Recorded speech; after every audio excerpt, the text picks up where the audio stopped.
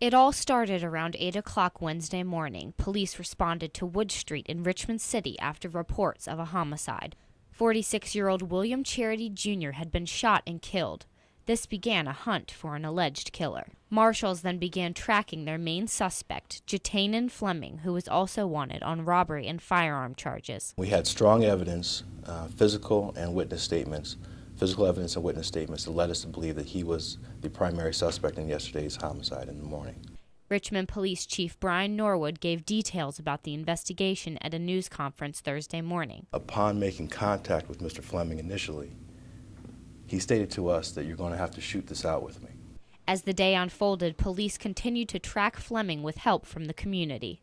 Police came here to the 300 block of Beaufort Hills Drive just around 6 o'clock Wednesday evening. That's when a 4-hour-long standoff began between police and 22-year-old Fleming, resulting in a fatal shooting. Fleming had retreated to a relative's home where police had made attempts to communicate with him through a cell phone they had provided. Fleming then stopped communicating with officers, prompting them to release tear gas in the home in attempts to get the suspect out on his own. Then things took a turn in a violent direction and police had no choice and shot Fleming. Mr. Fleming approached our officers in a combative measure and forced us into a situation in which we had to use deadly force. If an officer, he or she, feels that his life is in jeopardy, we have the authority to use deadly force.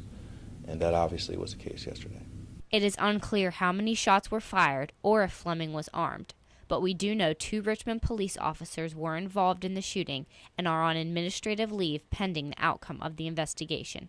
I just want to say thank you to the community for helping us in tracking down this violent felon yesterday and supporting us in our efforts to try to apprehend him. This is another example of how community-based policing has supported this Richmond Police Department over the last several years.